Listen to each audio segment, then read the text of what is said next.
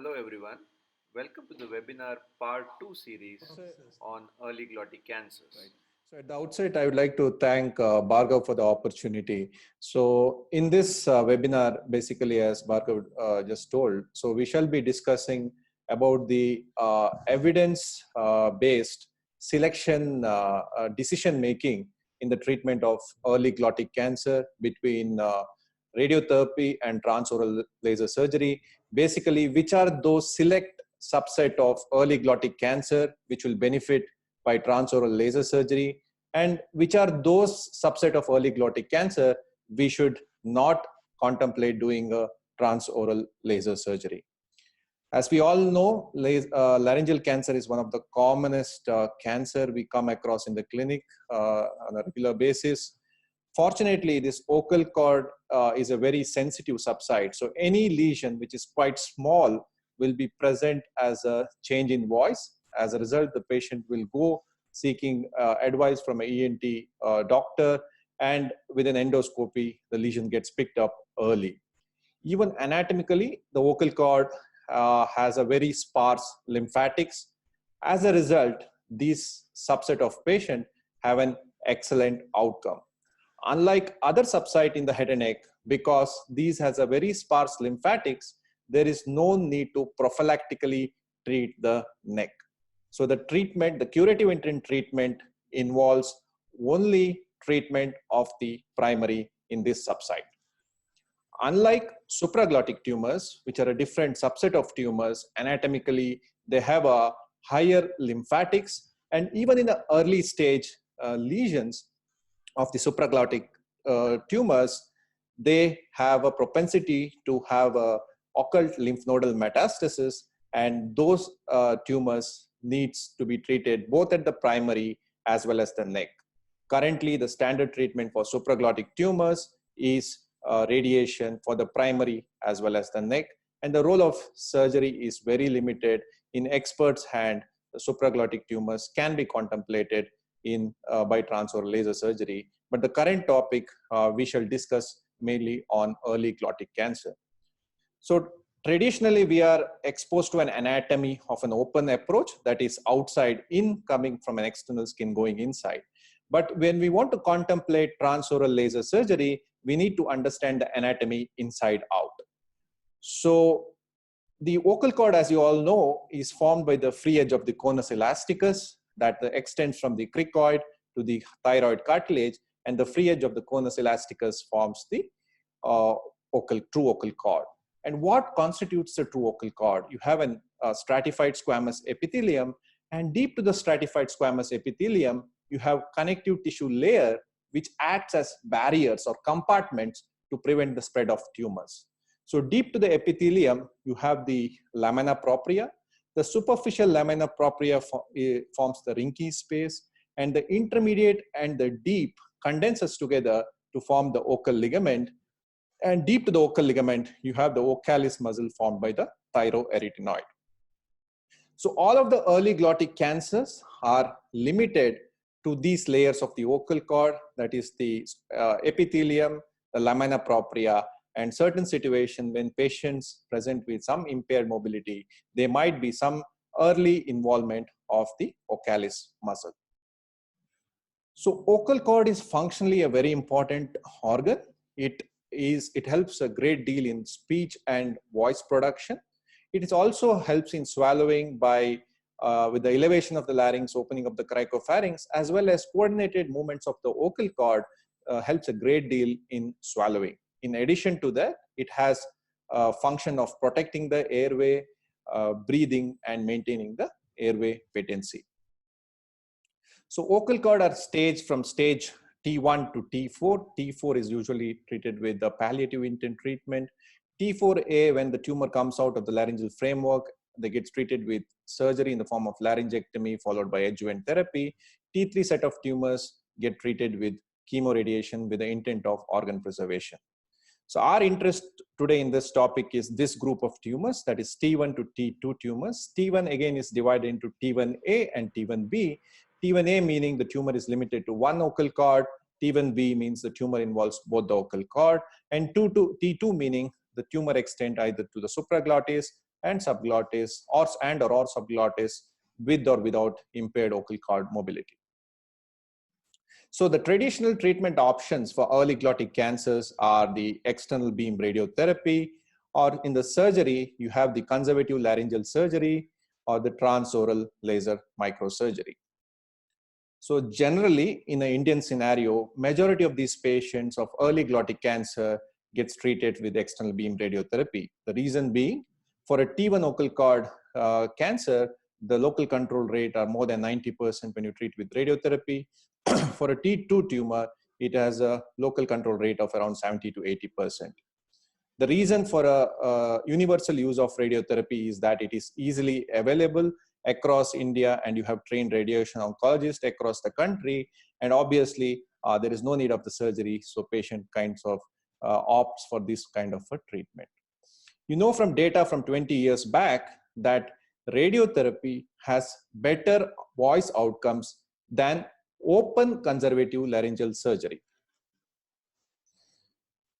So conservative laryngeal surgery is a time-tested treatment approach, and it has been tried in a variety of extensive lesions, that is even bulky T2 lesions when it's extending to the ventricle, when it extends to the subglottis, or when there is an anterior commissure extension, which is generally a poor prognostic factor.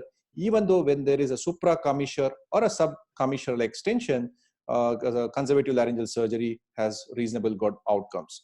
It also has good oncological outcomes when the lesion is significantly involving the ocalis muscle, or even for extension beyond ocalis, but limited to the larynx. So this has been proved in terms of local control, local regional control, laryngeal function preservation, as well as laryngectomy-free survival. However, there are problems with this kind of a surgical approach. There has been significant morbidity in terms of they have a stormy postoperative period. There is significant aspiration in the postoperative period. There is delayed swallowing, needing prolonged nasogastric feeding, need for tracheostomy for a certain period of time. And once they are off tracheostomy also, they tend to have a poor quality of life, poor quality of voice. And this leads to an increased length of stay in the hospital and increased cost of treatment. As a result, currently, there is a declining use of practicing conservative open laryngeal surgery in early glottic cancers. So the current options available to choose in the management of early glottic cancers are between external beam radiotherapy and transoral laser microsurgery. So when deciding between the two, we need to concentrate on these factors. The most important factor in deciding treatment between the two is oncological outcome, to see if transoral laser surgery has equal oncological outcomes compared to radiotherapy.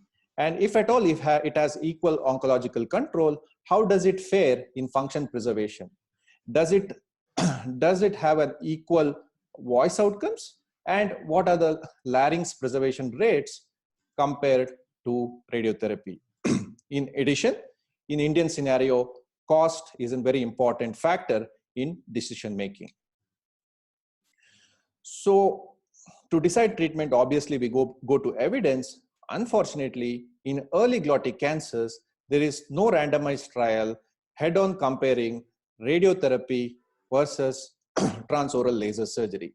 There have been a couple of randomized trials which had been initiated, like the Easter trial. Unfortunately, the trial has to be closed due to difficult recruitment of patients. So what is the current data available for us to make decisions? So we have large series, prospective series or retrospective series comparing radiation versus transoral surgery. And we have meta-analysis and reviews on these prospective and retrospective series. And hence we have to rely on these evidences to make our decisions. So transoral laser surgery, as you all know, was initially started by Strong and Jacko. So he's the first one to couple the laser surgery, carbon dioxide laser to the microscope. And after that, there have been significant technical advances in the types of laser available as well as the microscopes, and better understanding of the techniques by the pioneering work done by Steiner, Peretti, Petra Ambrosch, and other senior experts in laser surgery. So Steiner has published his large series of around 159 cases on early glottic cancers done between 1979 to 91, where he initially showed that transoral laser surgery is a oncologically safe surgery to be performed for early glottic cancers. And after which there have been large prospective as well as retrospective series looking at outcomes in terms of local control and larynx preservation. And we know that for a patients treated with transoral laser microsurgery for a T1 glottic cancer, the local control rate is upward of 95%, and the larynx preservation rate is also in the range more than 95%. And it is this data is from across the world. And even though the laser surgery has been initially started in the Europe, slowly the American and even in India, we have a good number of data to substantiate that T1 glottic cancer do well with transoral laser microsurgery. Coming to the T2 early glottic cancer. So T2 early glottic cancer treated with transoral laser surgery has a local control rate between 80 to 90% and a larynx preservation rate upwards of 90%. So how does it fare when you look at the patients treated with radiotherapy? For a T1 early glottic cancer, the local control rate is comparable to that of radiotherapy, with the larynx preservation rate also similar to that of transoral laser microsurgery. For a T1 glottic cancer, based on these data, it looks like oncologically, both transoral laser surgery as well as radiotherapy fares in a similar manner. However, when you look at the T2 glottic cancer, the local control dips down slightly between 60 to 75%, and even the laryngeal preservation rate is just around 80%. So there are about 5 or 6 systemic review and meta-analysis. None of them clearly gives an answer to tell which one is superior to other, but there are certain articles which show there is a trend for transoral laser surgery to be better in early glottic like T1 cancers, but these are not strong evidence. Currently, based on the evidence available, early glottic cancer in terms of oncological outcomes fare similarly between radiation as well as transoral laser microsurgery. So even though the vocal cord has a favorable outcomes, there is a small minority of patients who fail. So we look at the recurrence rate for patients treated with radiation. Sorry, T1 lesions has a recurrence rate of around 5 to 20%. For a T2 lesion, the recurrence rate is around between 25 to 30%. When the patients treated with transoral laser microsurgery, the recurrence rate is around 10 to 15%. So this is a very good meta-analysis on looking at predictors of local recurrence in patients treated with radiotherapy. So it looked at about 27 studies, and what they found out was T2 tumors with anterior commissure involvement and bulky tumors, along with male gender, low hemoglobin levels, and history of tobacco consumption after the completion of treatment, all of these were poor predictors for local recurrence. ASCO has also clearly grouped a subset of T2 patients which are unfavorable, meaning the lesions which are deeply invasive in radiology as well as endoscopy in the form of impaired vocal cord mobility. So these unfavorable tumors fare badly irrespective of the treatment approach, whether it's treated with radiotherapy or if it is treated with transoral laser surgery, both fare very badly. What is interesting to note that if a patient had a recurrence following radiotherapy, post-operative follow-up, or generally patients treated with for vocal cord cancer with radiotherapy, the follow-up becomes a bit tricky because on endoscopy, it is difficult to assess the tumor reappearance because of the inflammatory changes associated with RT. It is also difficult to pick this lesion on imaging because of the artifacts of radiation. And whenever these tumors come back, they are usually multicentric and they have about perineural invasion in about more than 50% of patients. As a result, the recurrent laryngeal carcinoma following radiotherapy in early glottic cancers end up in a total laryngectomy in more than 80% of patients. So as a result, the organ preservation rate decreases when for radiotherapy treated patients. However, the recurrence occurring in the patients treated with transoral laser surgery, we have got multiple options. We can go and re-laser these patients. We can consider open conservative laryngeal surgery, or we can use radiotherapy for curing these patients. As a result, the organ preservation rate for patients treated with transoral laser surgery is around 90%, whereas patients treated with radiotherapy, the organ preservation rate is around 70 to 80%. So this is a very interesting study which looked at the prognostic impact of initial treatment in surgically salvaged recurrences for early glottic cancer. And what they found was that the patients who were treated with radiotherapy as a first modality of treatment fared badly in terms of overall survival and disease-specific survival. In addition, these patients had more complications. They had a longer decannulation, prolonged feeding tube dependence after the salvage treatment. So what are the factors which predicts failure in transoral laser surgery? So understanding these factors are very important so that we choose our patients appropriately to give the best outcomes.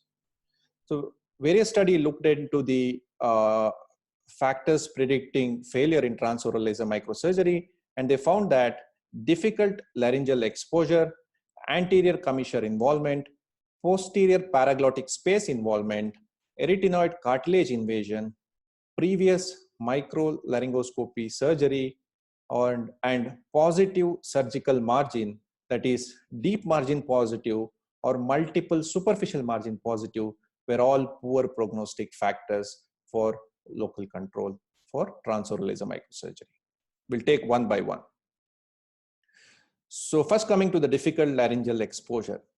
As surgeon, the most important factor for attaining negative margin is good exposure, especially when you're dealing with vocal cord surgery, where we need to work in a narrow confines through the laryngoscope. It is very important to have a good exposure. And they found that patients with difficult laryngeal exposure fared poorly in local control, and the factors which affected the difficult laryngeal exposure were limited mouth opening, receding lower jaw, short or a stiff neck, marked obesity, and large tongue. Can this be predicted preoperatively? The group from the Peretti's group from Italy, Piazza and Peretti, they looked into preoperative variables to predict laryngeal exposure.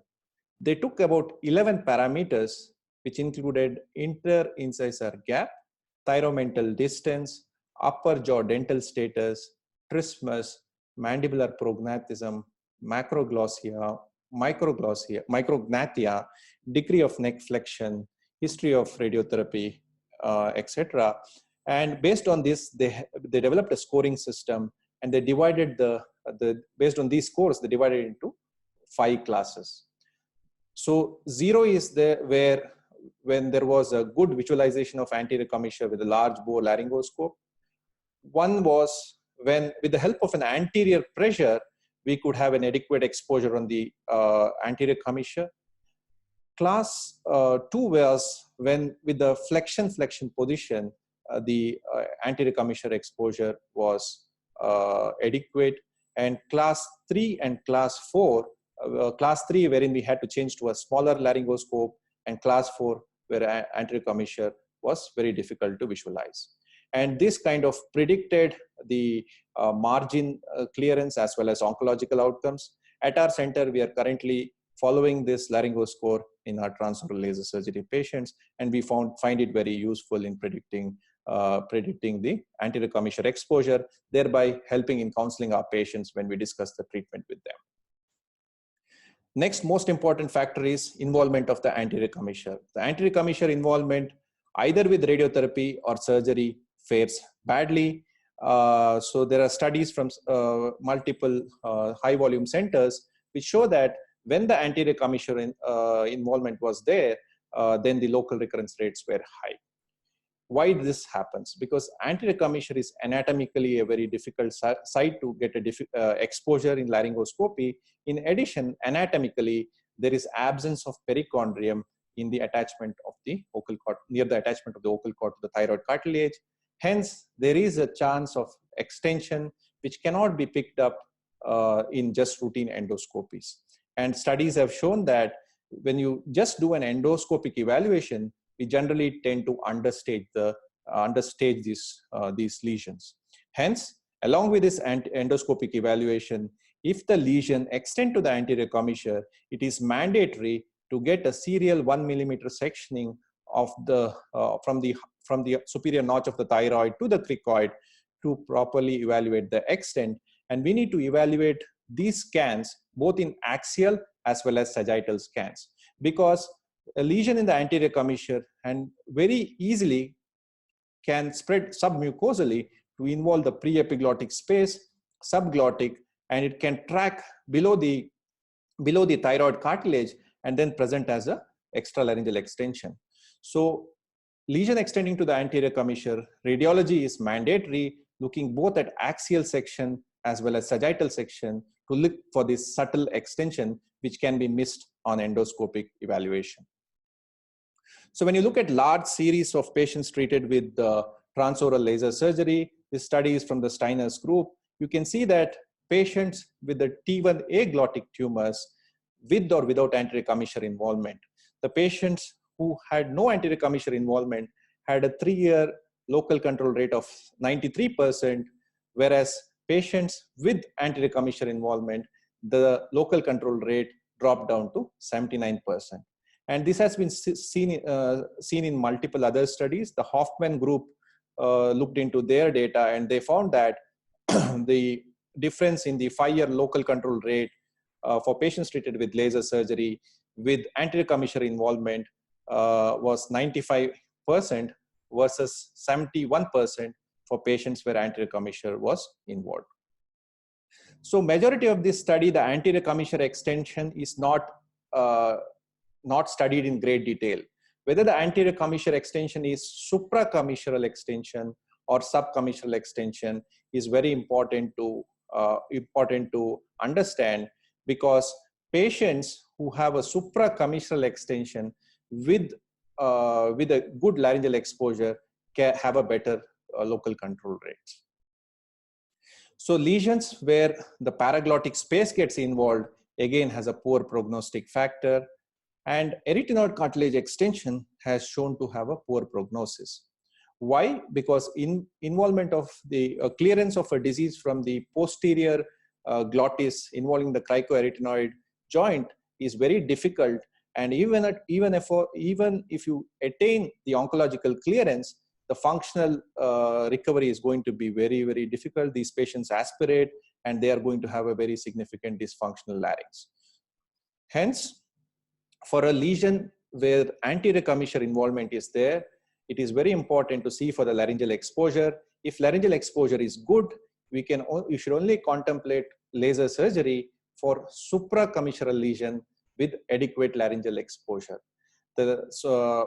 Those lesions, when there is a subglottic extension, those are not ideal candidates for considering transoral laser microsurgery.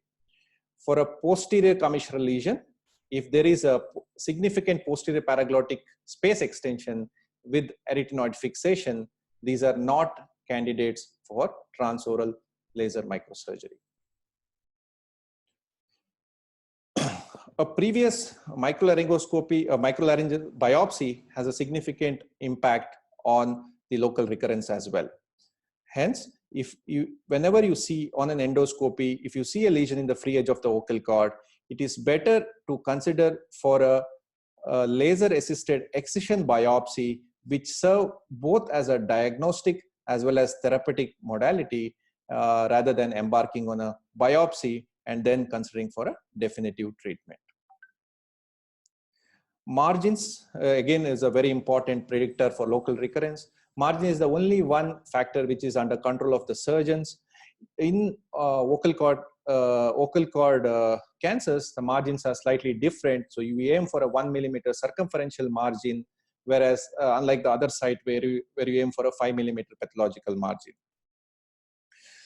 So studies have shown that the margin positive rates are up to 50% in transoral laser surgery, but this positivity is usually a false positive. Reason being, when you do transoral laser surgery, these are tiny specimens, and orientation is a key to get the optimal histopathological evaluation. And only margins which impacts the local control is the deep margin positivity or multiple superficial margin positivity, because superficial margin doesn't make much of a difference because you will be operating these lesions under magnification under microscope, and generally it is very unlikely to have a superficial margin positive. Only when you have a deep margin positive or when there is multiple superficial margin positive, you either consider for re-laser excision or for radiotherapy. So with better adjunct follow-up tools in the form of narrowband imaging, these patients can very well be followed post-operatively.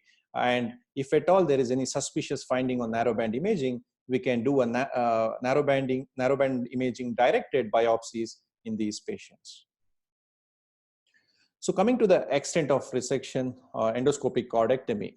So voice outcomes are definitely going to impact based on extent of resection. The European Laryngology Society has classified the extent of resection from type 1 to type 6. Type 1 meaning subepithelial chordectomy, type 2 is ligamental, type 3 is muscular, type 4 is when you remove the total cord going up to the inner perichondrium, type 5 is extension when you go 5A meaning when you includes the excision of the contralateral local cord and anterior commissure, 5B when you remove the arytenoids, 5C is when subglottis is removed with resection, 5D when ventricular and false cord is removed, and type 6 is when anterior commissure including bilateral vocal cords with subglottic mucosa are removed. So of which type 1 to type 3 tumors do fairly well in terms of voice outcomes. Even though the immediate voice outcome is going to be bad, when you look at their voice outcomes at 1 year, they fare comparable to that of radiation. When you look at voice analysis, you look at subjective analysis in the form of subjective questionnaires like voice handicap index, or objective analysis as well as the perceptual analysis looking at jitter, shimmer, etc. So there have been studies looking at the voice outcomes in terms of extent of resection, and they found that a type 1 to type 3 chordectomy fare well in terms of voice outcomes, both in subjective as well as objective assessment. So based on the current data, the lesions which are amenable by type 1 to type 3 chordectomy have a fairly good voice outcomes compared to radiotherapy in early glottic cancers. So especially in Indian scenario, cost is a very important factor. So cost, there are two types of cost involved in any treatment. The cost is direct cost that relates to the cost of the treatment in the hospital, and the indirect cost, which results from the logistics, travel, food, etc., and loss of pay of the bystander and so on. So when they looked at the cost effectiveness between transoral laser microsurgery as well as radiotherapy, so transoral laser surgery fared to be a very cost-effective treatment. So finally, we know that the vocal cord, in terms of vocal cord cancer management, transoral laser surgery has a oncological efficacy equal to that of radiotherapy in a selected group of patients. Voice outcomes are good and comparable to radiotherapy. If you do a type 1 to type 3 resection, it has a better organ preservation rate because it is repeatable and cost effective. In addition, the laser surgery is a site specific, means you remove the lesion in millimeter precision, unlike radiotherapy where they treat from the superior notch of the thyroid, cricoid, from the skin to the prevertebral fascia.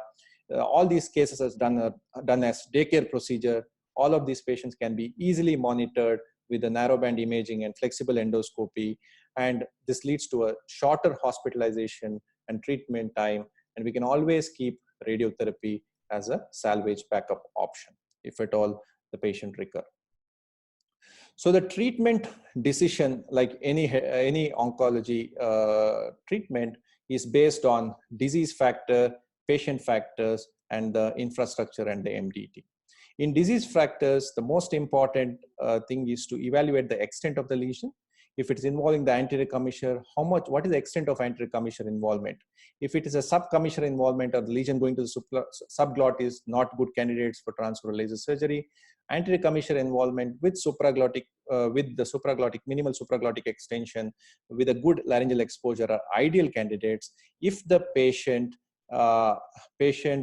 is happy with the reasonably all right voice based on his profession, cost, logistics, and patient wishes, all of these have to be factored before treating these patients. So for a lesion with a small lesion in the free edge of the vocal cord, these are the ideal candidates to straight away consider for a laser assisted excision biopsy, which serves both as a diagnostic as therapeutic option. For lesion in the anterior commissure, which lesion in the anterior third of vocal cord, which extends to the anterior commissure, but no significant subglottic extension with a good laryngeal exposure, again, these are the candidates to be considered for the laser assisted excision of the lesion after explaining the pros and cons with the patients. However, when the lesion is bulky with subglottic extension, significant paraglottic extension, or extension to the posterior paraglottic or the arytenoid, are better treated with radiotherapy and not ideal candidates for transoral laser surgery. This is our data on transoral laser surgery for vocal cord cancer, and my experience is about treating about 50 patients in last 1.5 years. So there are a couple of case capsules just demonstrating how we manage. So this gentleman was a 54-year-old advocate who presented with hoarseness of voice of 4 months duration, was referred by my ENT colleague who did an endoscopy, felt that this lesion is amenable for a excision biopsy. So we did a narrowband imaging, and narrowband imaging showed a type 2 or type 3 pattern. So we discussed the options with the patient. So we can either consider biopsy, if positive, to consider for radiotherapy, or straight away go for a transoral laser assisted excision biopsy. Patient opted for transoral laser microsurgery. We did a type 2 cordectomy. You can see the vocalis muscle.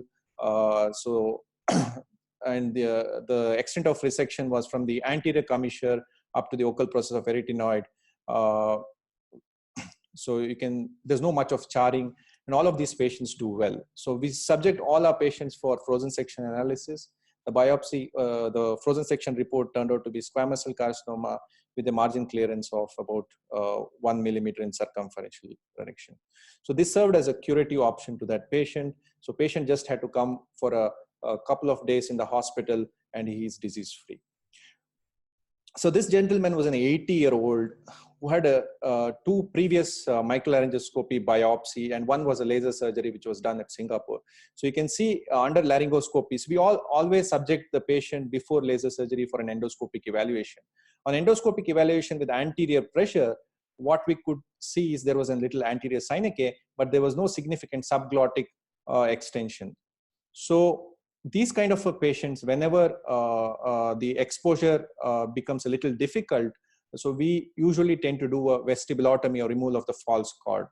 So this was a class 1 kind of an exposure according to the laryngo score, where you had to do, needed an assistant by my fellow to give to get the exposure of the anterior commissure. So we did a false chord vestibulotomy and went up to the thyroid perichondrium anteriorly, and still, like, this is a type 3 kind of chordectomy where we had to remove a significant part of a muscle for clearance. So this was the immediate post endoscopy of on 7th day post-operatively. There is a little bit of healthy slough formation, little bit of cough, and the voice is a bit bad at present, but our speech therapist will work with him. And generally what we see is in a type 1 to type 3 chordectomy, a voice outcome at 12 months is going to be better. So even in non-squamous cell carcinoma pathology, laser helps in a great way for organ preservation. So this case was a 60-year-old male who was a pharmacist by occupation. He complained of severe neurological weakness for about a year. He had seen multiple neurologists, and he had a history of voice change for about 12 months. Was evaluated one of my ENT friend. He did an evaluation under anesthesia. So because of the large lesion, he had to do an elective tracheostomy, and the biopsy turned out to be a spindle cell lesion. So he referred this case to us. So you can see that this was the lesion after debulking. So the lesion was in the anterior commissure, slightly going to the ventricle. So we did an imaging. So it was a slightly bulky lesion involving the anterior third of the vocal cord with a suspicious paraglottic extension plus minus anterior commissure involvement.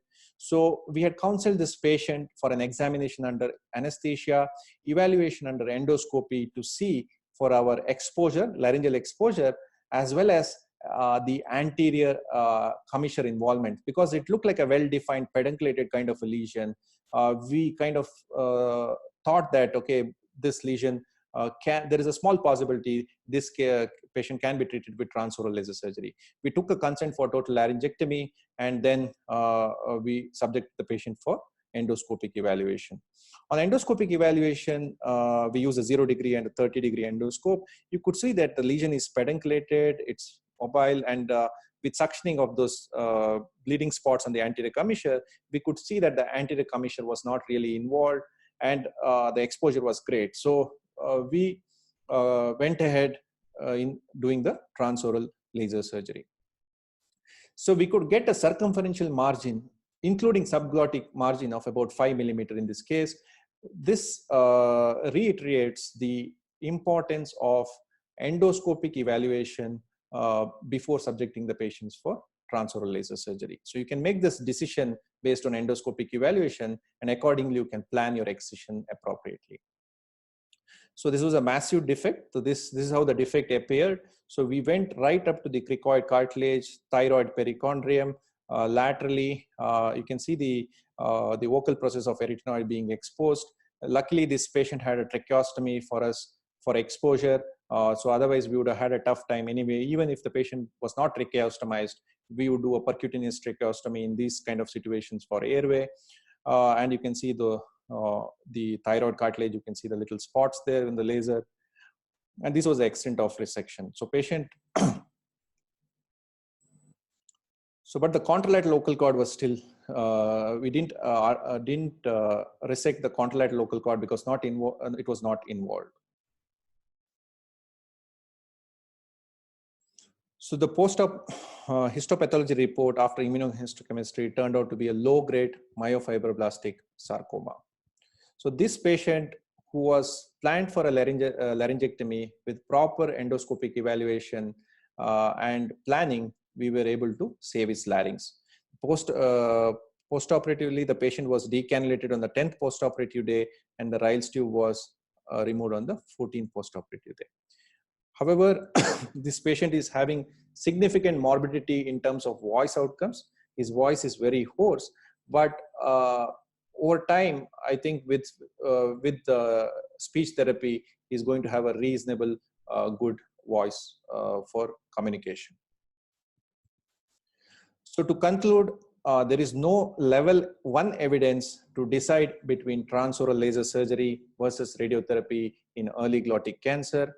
However, patients with T1, T2 tumors without involvement of anterior commissure, since voice outcomes are comparable to radiotherapy, with better larynx preservation rate, transoral laser surgery can be offered for a early T1, T2 without involvement of anterior commissure. For patients with T1, T2 with anterior commissure involvement, voice outcome is an unfavorable factor. However, if the patient is not a professional voice user, is not much bothered about the voice, then transoral laser surgery can be given as an option, but in very selected patients looking at laryngeal exposure and other factors. So finally, to conclude, I would acknowledge my mentors, Professor Shanai, Iyer, Karsten, Vishal Rao, and senior colleagues through which I have learned head and neck cancer surgery, and I'm able to practice this. And we run a course on transoral laser surgery annually in November. I'm not sure whether we'll be able to do it this time around. If not, probably we'll do something around a kind of virtual meeting, something like this. Thank you. Thank you, sir. Yes, sir. I request all the participants, if you have any doubts, please put it in the chat box. I have some questions from Dr. Vinayak. So the first question is, should the treating doctor make a choice whether to take a decision of surgery or laser by the treating doctor itself? I think it's a very important question. So the decision is best made by the ENT doctor who first sees the patient. He should be able to really assess and decide which patients will benefit by transoral laser excision directed biopsy, which serves both as a diagnostic as well as therapeutic modality in a single sitting. Rather than if you find a lesion in the vocal cord, doing a biopsy and then referring to a curative intent treatment, if the lesion is in the free edge of the vocal cord, patient has a good habitus, you think that looking at those predictors on laryngeal exposure, you feel that you're going to have a reasonably good exposure, it is better to refer these patients in consultation with the... Sir, can you hear us? Yeah. Hello? Hello? Hello? Hello? Hello? Sir, can you hear us? I can hear you. I can hear you. Yes, sir. Your voice has been cut in the middle. Could you please repeat your answer, please? So yeah, it's very important for the treating doctor to make that decision how to treat these patients. How do you decide that? So if the lesion is in the free edge of the vocal cord, it is not bulky, not going to the anterior commissure significantly, there is no subglottic extension. So these are the candidates which are amenable for a curative intent excision biopsies. So they need to consult the head and neck surgeon, discuss and be part of this, working together as a team to get the outcomes. But bulky lesions and other factors which I had mentioned, the other poor predictors, to do a biopsy and then refer to treatment. So the the ENT physician should be able to make this judgment. Okay, sir. Sir, because when you are saying about the consensus of laser versus RT, Dr. Vinayak has two more questions to ask. In that context, is laser better for anticipation of recurrence? And is T2 lesion would be better to treat with laser than T1 lesion? So the first question, whether the recurrence gets picked up better with laser compared to radiotherapy. That's a question, isn't it? Anticipation of recurrence is better with laser. Correct. So for a patient treated with radiotherapy, there is going to be post-radiation edema. And generally when you do an endoscopy, it is very difficult to differentiate between recurrence versus radiation edema. On top of that, you cannot use the narrowband imaging technology appropriately in radiation failures because it is not very clear because the vascularity changes. However, when the patient's treated with transoral laser surgery, so the pickup rates are better because you can use the narrowband imaging wisely and do a directed biopsy. And if at all the recurrence occurs, you have an option to re-laser the patients and still save the larynx. You can try conservative laryngeal surgery if you're skilled enough to do it. And you always have radiotherapy as a backup option. So ultimately, in addition to local control, you have a better larynx preservation rates as well. To answer your second question, whether T1 disease is better to treat or T2 disease is better to treat, it is not just the T1 or T2. It is the extent, what type of lesion it is, whether it's a well-defined small lesion, it is what extent it is involving the anterior commissure, whether there is a significant subcommissural extension, whether it's a pedunculated lesion, or whether it's a diffuse lesion. So pedunculated lesion localized to the vocal cord, or even slightly bulky lesions without impairment of the vocal cord mobility, all of these can still be very well managed with transoral laser surgery. There is a beautiful paper written by Peretti looking at what is the reasonable limits of doing a transoral laser surgery. I think we can share that article. It's a very beautiful article, really telling us where we should do transoral laser surgery and where we should not. Okay, sir. So the next question is by Dr. Subhash Bhatta. The lesion is extended into the subglottis. Is it possible to take margins by laser surgery? Yeah. So subglottic extension, if it's a difficult thing to do when the lesion is extending to the subglottis. If it's just extending to the subglottis, you can achieve a reasonable good margin. But the anterior subglottic is very difficult to achieve. And if there is a significant, like a subglottis, subcommissural kind of extension, it's kind of difficult to do it. So very selected cases, free edge of the vocal cord, just going to the subglottis on the free edge of the vocal cord, basically not the subglottis, because subglottis really start about 5 millimeters from the free edge of the vocal cord, technically. But the lesion from the vocal cord just going to the lower border is amenable. Technically, subglottis is 5 millimeters below the free edge of the vocal cord. I mean, that is not ideal cases. Those are bulky tumors, better managed with the radiation or surgery based on the staging and things like that. Sir, how do you assess the chances of aspiration while planning your TLM? Right. So, it's a very important question. So preoperatively, when we do an endoscopy with narrowband imaging, we can delineate the extent of the lesion. Thereby, we can imagine what kind of a defect we are going to get post resection. Okay.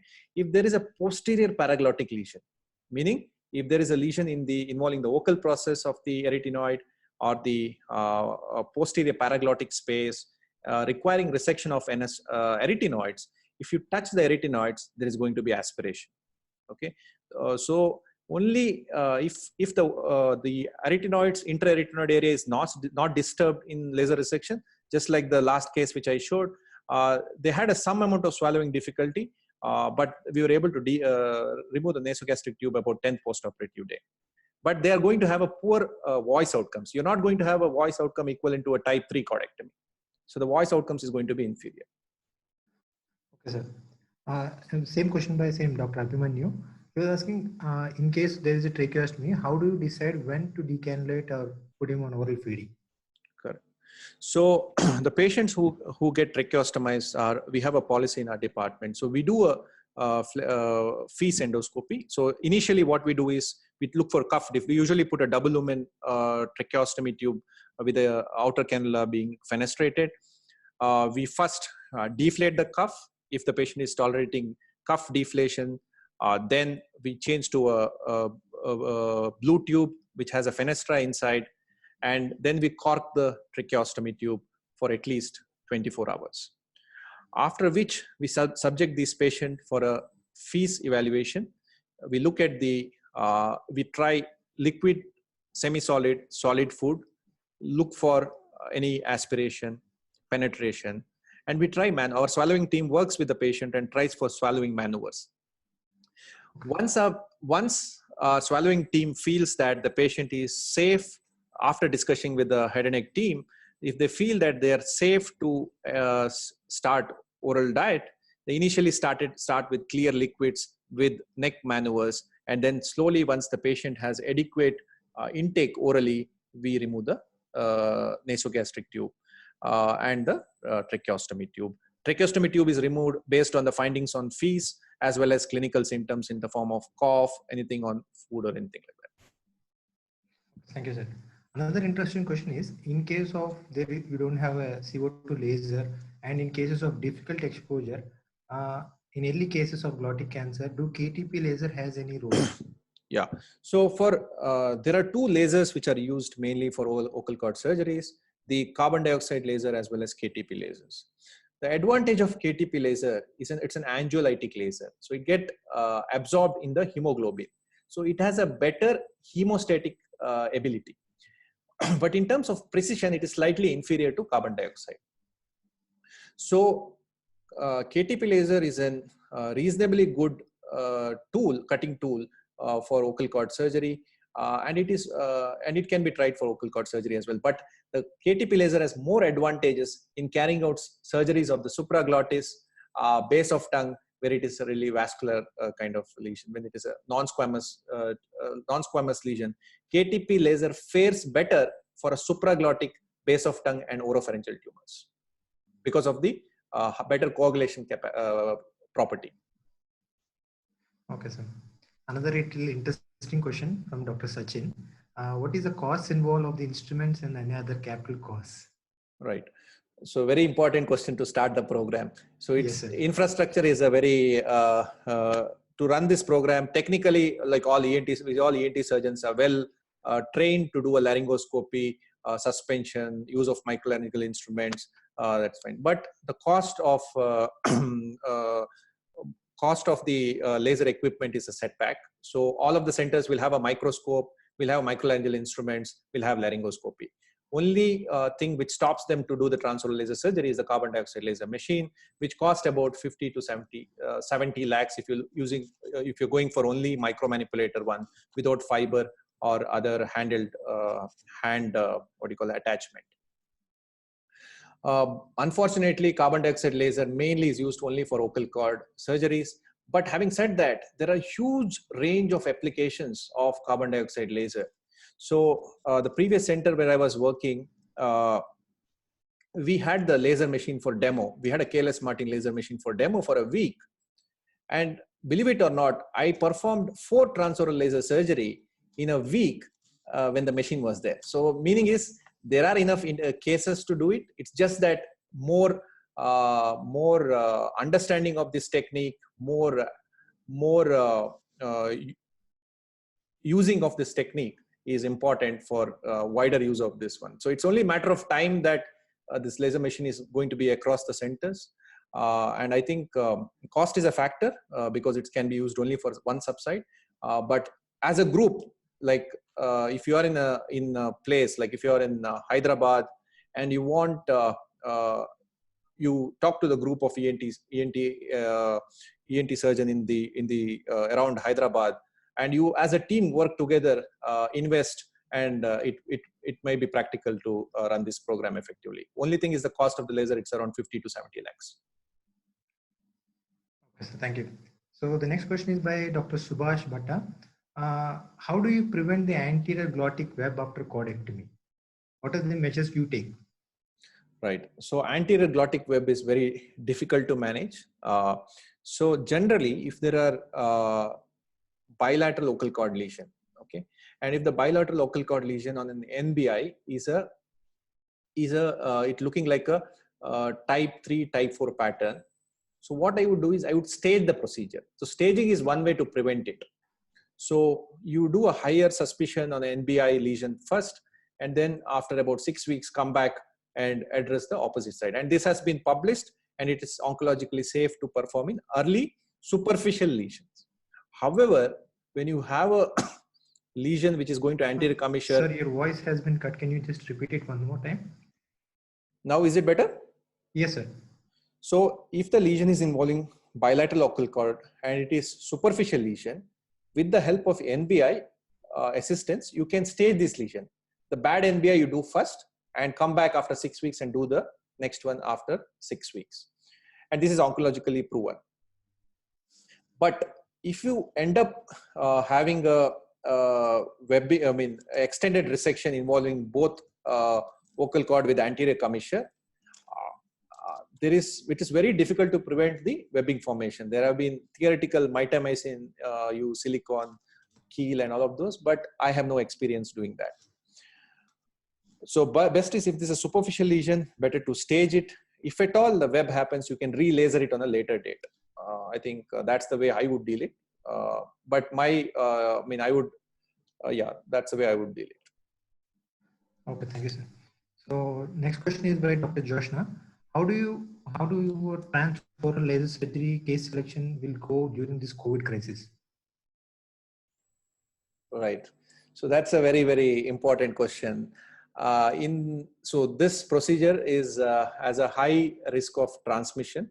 So in a COVID crisis, since the oncological outcomes are quite similar between surgery and radiation, I would counsel the patients more for a radiotherapy rather than considering for transoral laser surgery. However, but having said that, I will explain all the positives and negatives for both transoral laser surgery and radiotherapy. And it's always I'll leave the judgment to the patient. Even if the patient would still want to get a transoral laser surgery, I would still contemplate to do it, but I would take the protective measures. So I would restrict the number of the team in the operating team. I would use a smoke evacuator to perform the surgery. And I would just use a routine protective equipments to prevent risk of contamination to the team and myself. Okay, thank you, sir.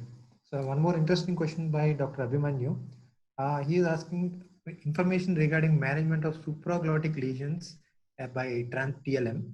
Especially when would you consider doing, what kind of lesions do you consider doing involving the pre-epiglottic space? Yeah. So supraglottic tumors, it's a different ball game altogether. You need to, as I told, supraglottis it's very vascular, number one. Number two, supraglottic has higher tendency for lymph nodal metastasis. It is in this case, in supraglottic cancer, squamous cell carcinoma, you need to address both the primary as well as neck node. So it is like transoral surgery. Transoral surgery. Hello? Hello? Hello?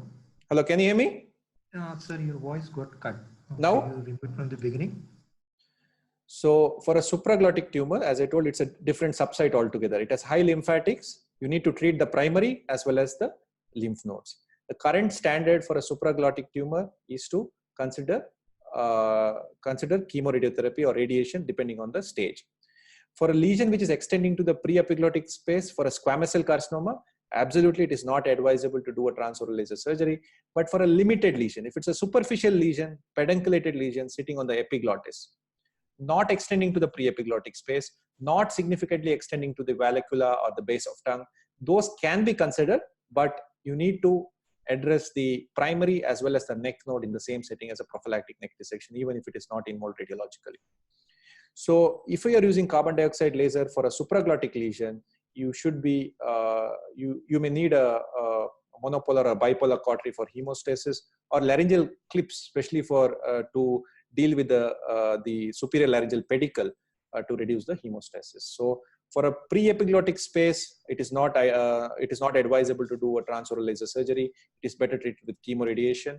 If it was a non-squamous cell carcinoma, supraglottic tumors, at our center, we would prefer to consider transoral robotic surgery over laser surgery because of the better, better magnification, angle telescope, and the wrist maneuverability of the robotic arms. Okay, sir. Sir, some of the multiple people are asking questions about NBI, and especially Dr. Ratan Shetty has been asking you to describe the NEES classification. Oh, that knee classification is a very difficult classification to remember. Okay, so generally what you do is I have a knee classification on my phone. So whenever I look at the NBI, so what is important in NBI is to stay very close to the lesion. So it is when you're interpreting the NBI, the endoscope has to be very close to the lesion. And based on the subepithelial vascular patterns, I can send it across. I don't have it on the top of my mind. Normally what I do is I look into the pattern and then correlate. Type 5 onwards, it is 5 is considered to be more for a malignant change. Okay, sir. So one more interesting question is, this is a controversy from ENT side also, sir. So generally growth on the vocal cord with mobile cords, biopsy will be done as a diagnostic modality in the peripheral hospitals or referral hospitals. But by the time the patient comes, can we do CO2 laser for T1 or T2A lesions, T1A or T1B lesions? Because the already when the time biopsy is taken, there will be no lesion seen for the laser surgeon. And second thing, how much is it cost effective?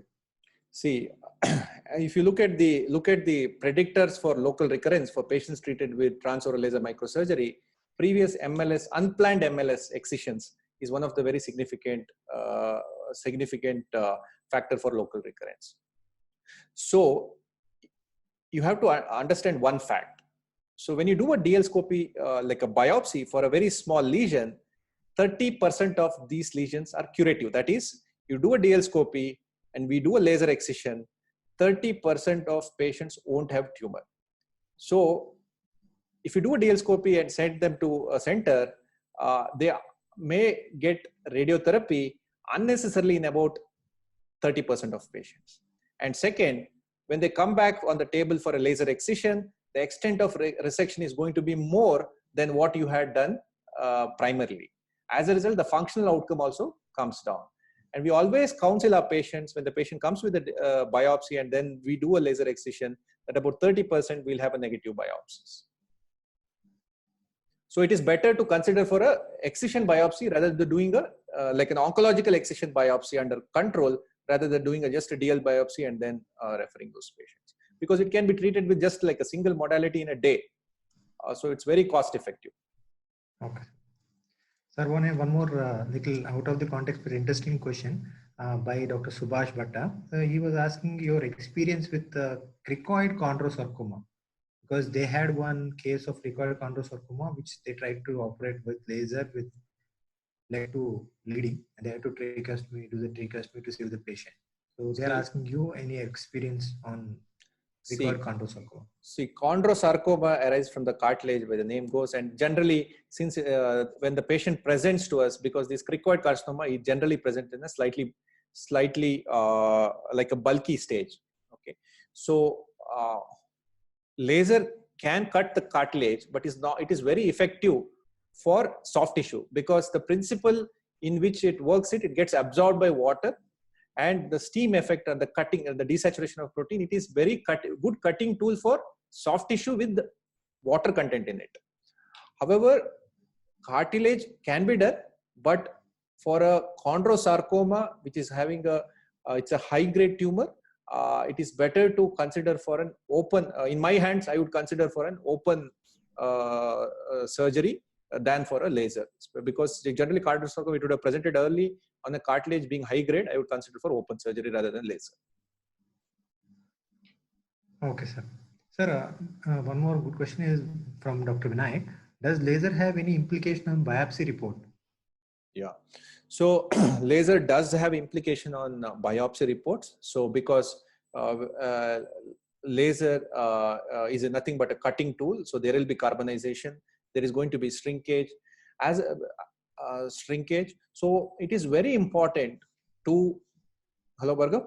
So it's very very important to orient the specimen appropriately. We don't have any problems for superficial margin. So I am not worried if the pathologists tell this margin is superficial. Intraoperatively, if I under microscope, if I feel that I have got it out completely, I am only worried about the deep margin as well as the anterior commissure. So if at all the anterior commissure comes positive, I'll do a free biopsy from the free edge of the whatever remnant on the patient side. Deep margin comes positive, I'll go ahead and do a relaser excision.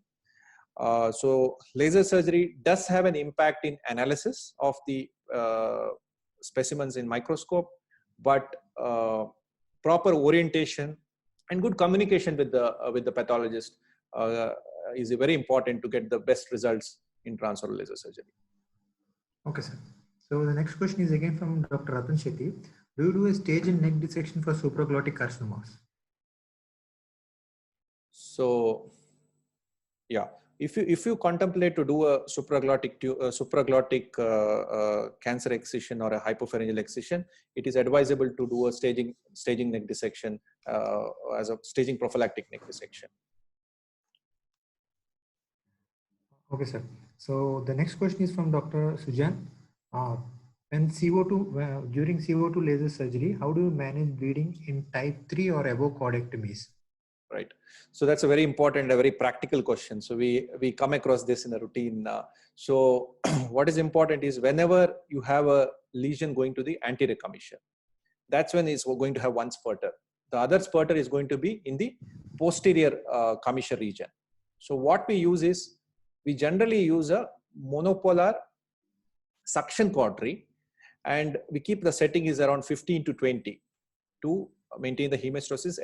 If at all we come across anterior commissure or this thing, certain situations where the bleeding is not controlled with the suction cautery, we resort to a bipolar microlaryngeal forceps for hemostasis. Small bleeds can be controlled by using a neuropathy with the lignocaine with adrenaline. That helps for very small little ooze, it helps. But for spurters, you use a suction cautery or a bipolar cautery. Okay, sir. So one important question is, in case of aspiration during limited supraglottic lesion like an epiglotectomy. How do you deal with it, is it? Yes, sir. So as you know, there are 3 tires, and epiglottis is a very significant protective, protection for the airway.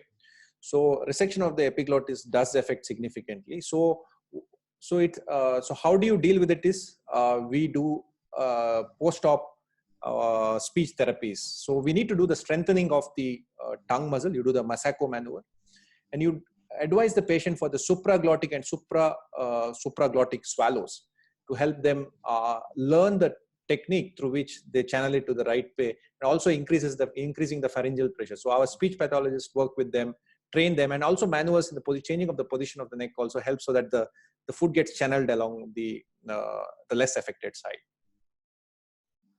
Okay, sir. So one more question is again about anterior commissure, sir. Can we do the TOLR for this anterior commissure, transoral laser resection for anterior commissure involvement? So most important determinant, as we discussed, for an anterior commissure involvement, number 1 is when you do a laryngoscopy under anesthesia, your exposure has to be adequate. Generally, for an anterior commissure, just with suspension laryngoscopy, it is very difficult to achieve the exposure. Invariably, you need to do an anterior pressure on the thyroid lamina, center as well as lateral. So it's like it becomes a forehand approach, and the most difficult job is of the surgeon who is helping you with the procedure.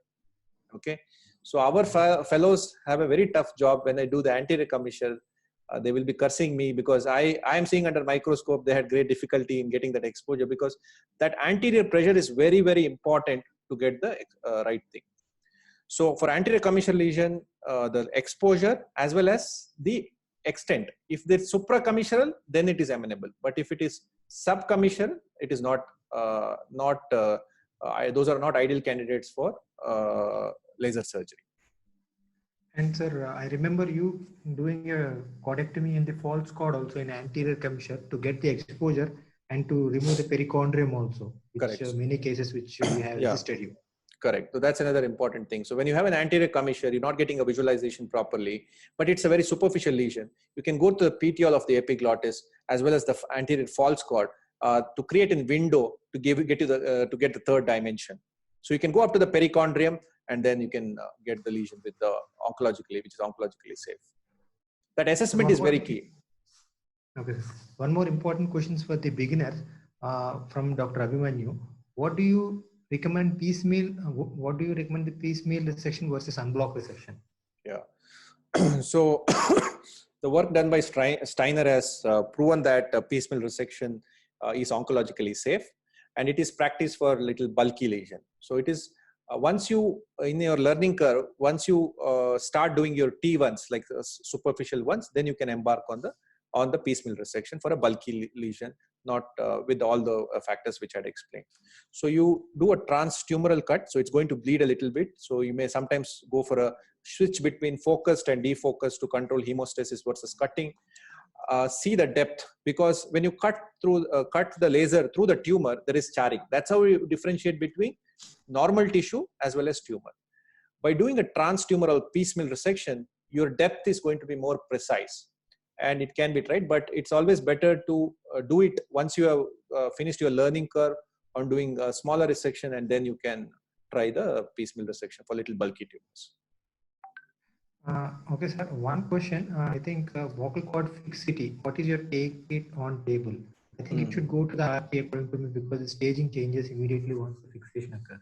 Correct. So vocal cord fixation most often can be picked up preoperatively, so that automatically upstages the tumor into T3, and intent of treatment is chemoradiation. However, even for T1, T2 lesions, if there's a posterior lesions, it's very important to intraoperatively check for the arytenoid mobility. So that forms a very important maneuver before carrying ahead with the surgical procedure. So you have to evaluate the anterior commissure, you have to look at the posterior commissure, you have to look at the subglottis. With the angle telescope, you have to look at the ventricle. And with the anterior pressure, all of this, you need to look around the lesion properly under microscope, see if you can get around the lesion and get it out with margin clearance, and only then go ahead with the curative intent surgery. Okay, sir. And one more very important and interesting question, sir. How do you manage biopsy suggesting dysplasia for lesions in the anterior 1/3? Correct.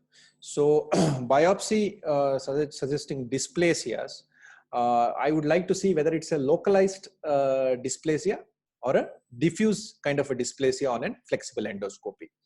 Then what I do is I do narrowband imaging on all these patients. And if at all, on the narrowband imaging, I find a suspicious kind of a pattern, okay, then I would go for a laser assisted excision of that suspicious area. If it is involving bilateral vocal cord, I would address only one vocal cord first. And then post-operatively, I follow up them with like saline nebulization, all of those, and again follow them with NBI. And based on the NBI report, I would make my decision on surgical excision. So whether it's localized or diffuse, involving one vocal cord, both vocal cord, and I would do a NBI directed excision. Okay, and I may have to stage it. Okay, sir. And there are multiple questions, sir, asking what do you do in case of difficult exposure in all the types of lesions, like small or big or anterior commissure lesions or anterior 1/3 of the cord.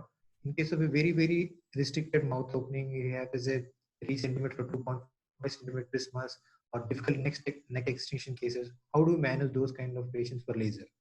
Correct. So the patients with reduced mouth opening, you cannot, it's very difficult to perform transoral laser microsurgery. So minimum mouth opening required is about 3 to 3.5 finger to carry out this procedure.